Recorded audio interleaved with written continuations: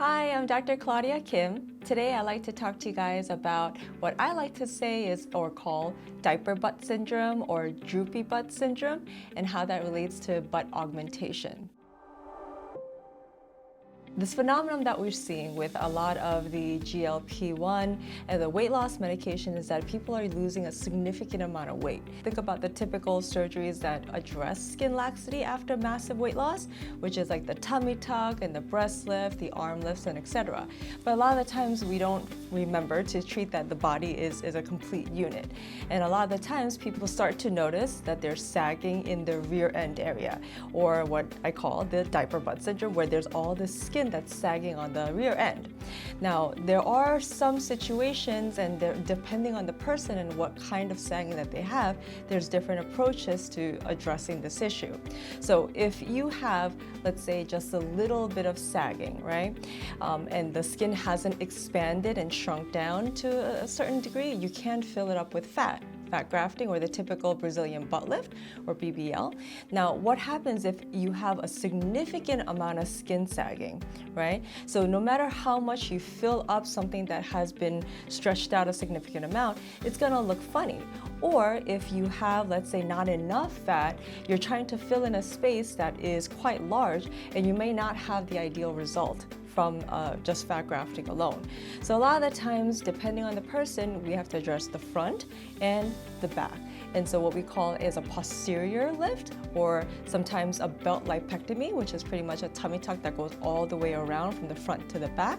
Or specifically a posterior lift is where you actually lift up the tissues from the butt and be able to tighten up the tissues that has the same incision around the waist, or like a belt incision. Another thing to take into consideration is that what if you just have a flat butt? Right? So you can excise all of the loose skin so that the skin itself is nice and tight, but what if you are just on the flatter side, either due to muscle loss or just genetics or just your shape in general? You can actually do what's called, in conjunction with the posterior lift, is with butt auto augmentation. And what that means is that you're actually using your own tissues. So in a standard posterior lift, you're just cutting out all of this excess tissue. But what we commonly see is that yes, the skin is tighter, but you still don't have a significant volume or projection to the rear end, especially when you're looking from the side. So with auto augmentation, you're using those tissues that you would normally just cut out and discard, and you're using that to fill in the space to actually give you a little bit more projection. We're starting to see a lot of these because of the weight loss medications, and also for people who have done significant butt lifts in the back, right, or BBLs. So think of your skin as you're filling in the space, but something heavy, right, will cause more tension, and gravity will start to pull those tissues down. So let's say you got that really great BBL, a couple of years ago, but then as we get older, we're losing the collagen and we're losing the elasticity, which is essentially the tightness of the skin. So I am starting to see people who have had these situations where that weight, that big BBL, is now starting to weigh on the tissues and starting to kind of pull things down. Gravity always wins, all right? And so with these individuals, yes, we are seeing a much more prominence of posterior butt lifts, right? So just lifting up the tissues and to just make them a little bit perkier. Obviously, I always like to say plastic surgery is done on the human body, and we are an organic organ, right? So whatever we do is not forever. So whatever we are doing in that time, it may look great, but you are probably going to need some adjustments or some tweaks here and there in the future to kind of tighten up things that our body constantly goes through. So in terms of future considerations for additional surgery, at that point when you are doing a posterior lift, you are excising a significant amount of tissue at that time. So unless you have significant fluctuations in weight, you shouldn't need another revision surgery.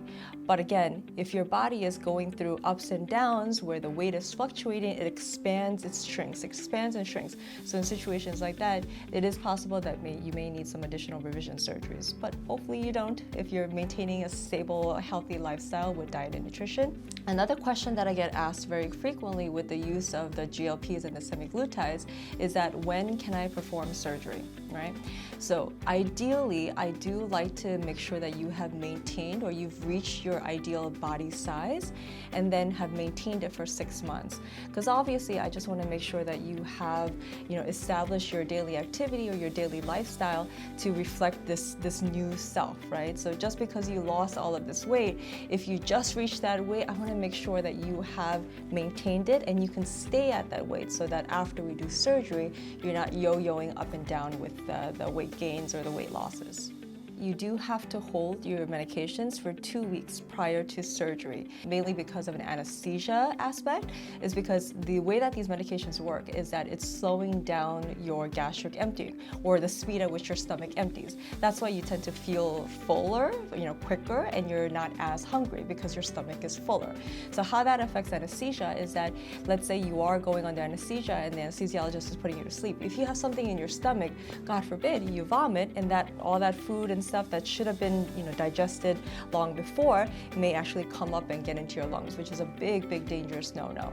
So if you are ever on these kind of medications, always speak to your surgeon and speak to your anesthesiologist, and you do have to hold it 2 weeks prior to surgery. What goes into aftercare and the recovery of these butt surgeries? Okay, so I'm sure you guys have heard the BBLs with the fat grafting. You do have to limit the contact or the pressure that you put on the butt, such as sleeping and sitting down. It's recommended to avoid prolonged times or continuous times of pressure on that butt area and that hip area. So always take that into consideration when you're scheduling surgery on how am I going to be sleeping, how am I going to be working, how am I going to be doing my regular day-to-day activities. So with fat grafting, you're keeping pressure off the butt for at least 4 to 6 weeks, and remember you're wearing that compression garment and getting the lymphatic massages. Now for a posterior lift, we treat that almost like as a tummy tuck, right? It's a skin excision. You don't have to limit the pressure or the sitting or the sleeping. You can sleep in a comfortable position.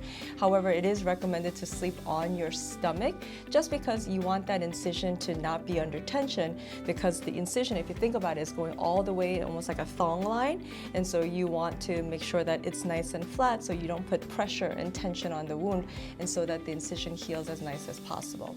And just to kind of add to that with the auto augmentation, again, remember this is when you're using your own tissues to provide the volume or the projection of the butt from the side and the hips. For that, same kind of rules apply as a posterior lift. You can put pressure on it, you can sleep on it, but just do avoid having the incision stretch out so it heals nice and pretty. So if you ever wonder whether a BBL with fat grafting would be better for you versus a posterior lift or just a skin excision, or a posterior lift with auto augmentation would be the better options for you, obviously speak to your surgeon. You can always contact my office and ask for a consult, so we can definitely go over that in person. I hope you enjoyed this video. Stay tuned for more to come. All right, bye-bye.